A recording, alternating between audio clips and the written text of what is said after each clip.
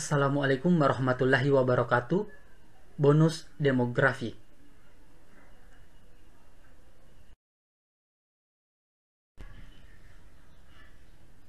Apa itu bonus demografi?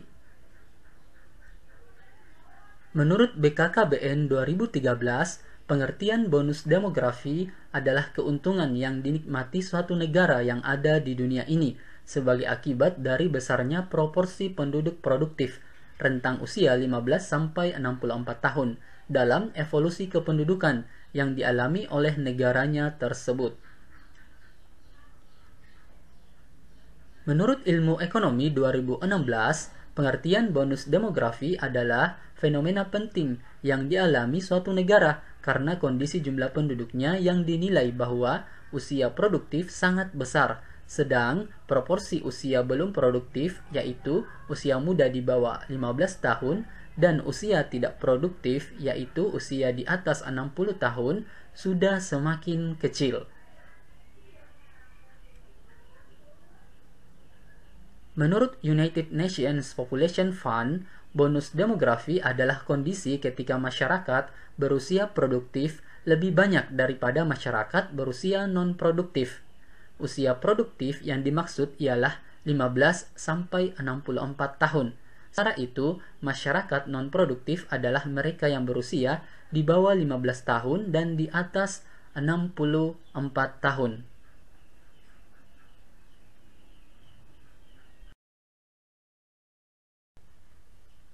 Dari definisi di atas, bisa didapatkan parameter penting yang digunakan untuk mengartikan bonus demografi. Parameter pertama tentang pengertian bonus demografi memiliki arti di mana keadaan negara yang menggambarkan perbandingan jumlah penduduk usia non-produktif kurang dari 15 tahun dan lebih dari 64 tahun lebih sedikit dan penduduk usia produktif lebih dari 15 tahun hingga 64 tahun lebih dominan. Hal yang menjadi parameter kedua dalam mengartikan bonus demografi sebagai keadaan ekonomis yang dinilai menjadi jendela kesempatan bonus demografi sehingga akan membawa dalam keuntungan atau demographic dividend, atau bisa pula menjadi beban demografi atau demographic burden. Pertanyaannya adalah, bisakah Indonesia memanfaatkan bonus demografi ini? Jawabannya bisa iya, bisa tidak. Jika Indonesia mampu memanfaatkannya dengan baik, maka ini akan menjadi keuntungan besar bagi Indonesia, bisa membawa Indonesia menjadi negara maju. Tetapi jika Indonesia tidak mampu memanfaatkannya dengan baik, maka kemiskinan dan pengangguran akan merajalela di mana-mana.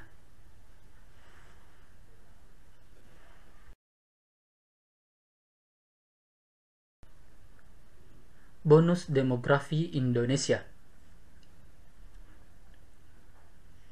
Indonesia saat ini didominasi penduduk usia kerja yang berpotensi memberikan keuntungan ekonomi, yaitu bonus demografi dengan keuntungan besar pada tahun 2040 yang disebut jendela peluang atau window of opportunity.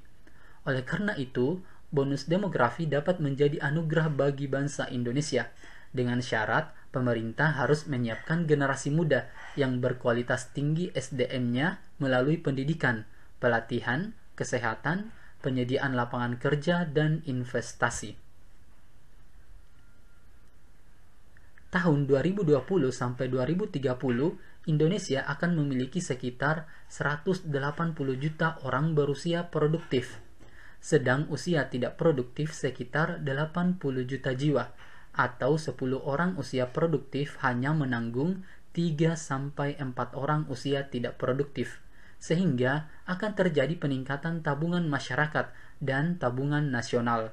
Namun, jika bangsa Indonesia tidak mampu menyiapkan kejadian ini, yakni akan terjadi bonus demografi seperti penyediaan lapangan kerja dan peningkatan kualitas SDM, baik dalam pendidikan dan pelayanan kesehatan dan gizi yang memadai, maka akan terjadi permasalahan, yaitu terjadinya pengangguran yang besar dan menjadi beban negara.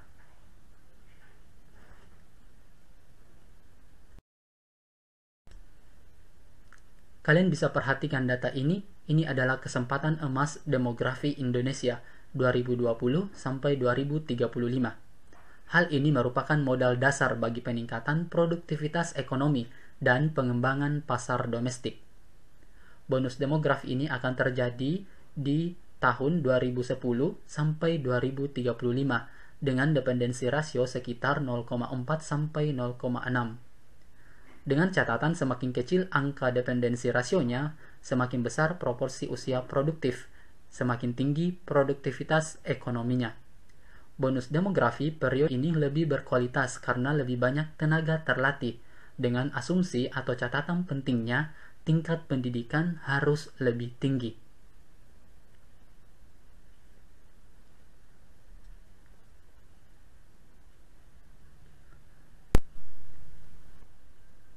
Ancaman versus peluang bonus demografi. Wacana tentang bonus demografi hangat didiskusikan di berbagai forum ilmiah. Untuk itulah diskusi tentang bonus demografi perlu diapresiasi karena merupakan peluang yang tak mungkin terjadi kembali dalam satu generasi. Peluang bonus demografi harus bisa dijadikan momentum bersama bagi semua pihak agar kita tidak terlibat dalam persoalan yang tak kunjung selesai.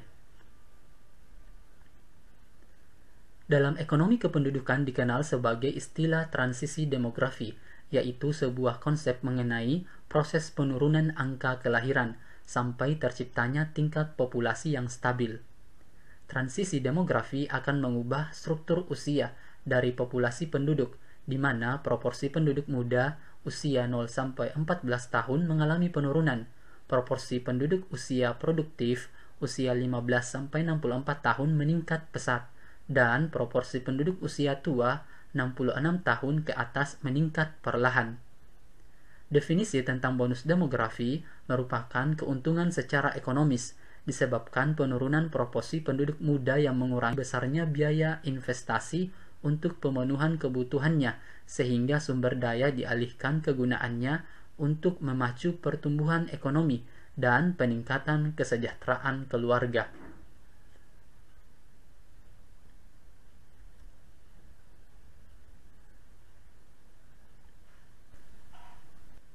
Indonesia akan memasuki fase emas yang disebut bonus demografi selama 10 tahun ke depan. Diprediksi terjadi pada periode 2020 sampai 2030 dengan angka dependensi rasio berkisar antar 0,4 sampai 0,5. Ini berarti 10 orang usia produktif hanya menanggung 40 sampai 50 orang usia tidak produktif.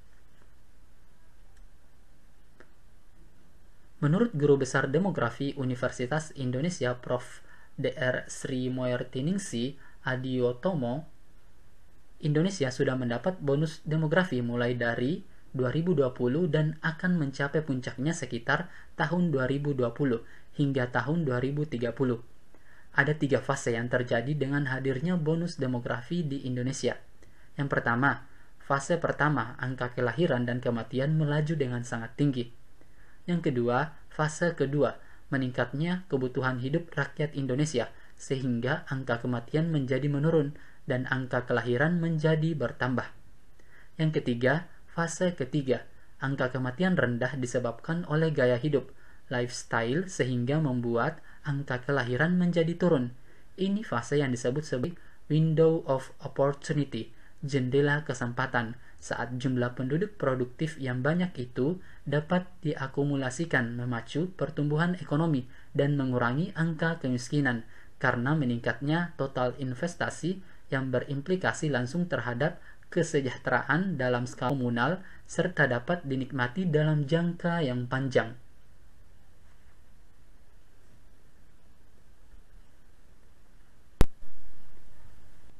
Dari data Badan Pusat Statistik (BPS) tahun 2013, jumlah pemuda mencapai 62,6 juta orang.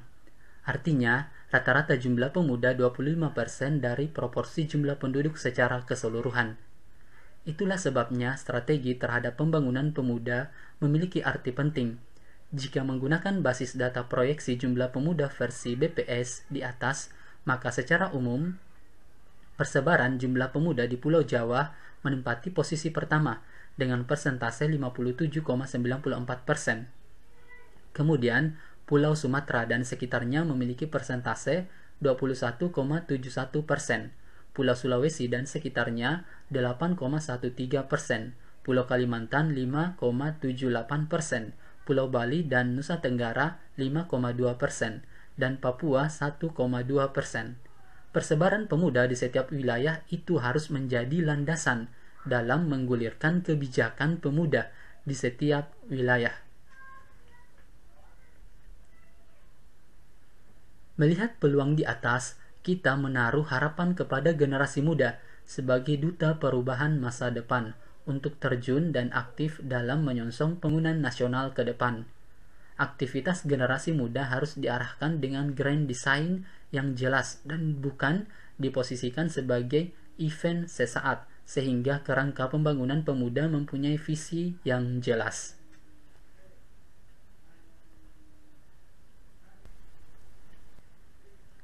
Selain memberikan keuntungan dan kesempatan bagi negara berkembang untuk menjadi negara maju dan juga jumlah usia tidak produktif akan ditanggung oleh usia produktif, namun ternyata bonus demografi juga bisa menjadi bahaya dan ancaman bagi sebuah negara jika tidak dipersiapkan dengan baik.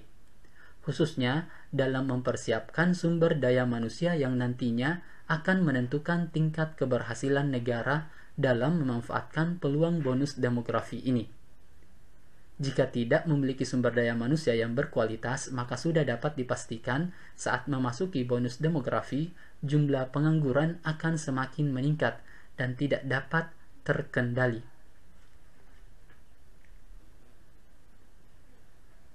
Jumlah pengangguran yang meningkat akan menjadi awal yang buruk bagi negara yang tidak mampu memanfaatkan bonus demografi.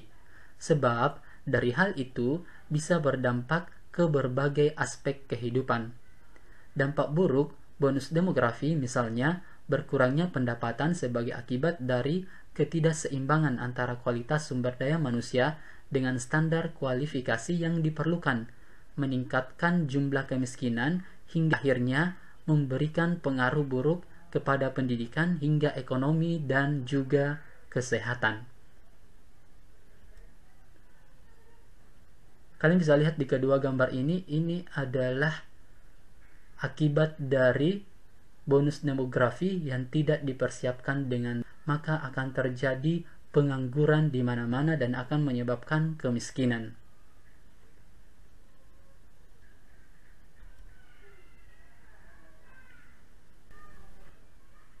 Oke, cukup sekian pembahasannya. Terima kasih. Assalamualaikum warahmatullahi wabarakatuh.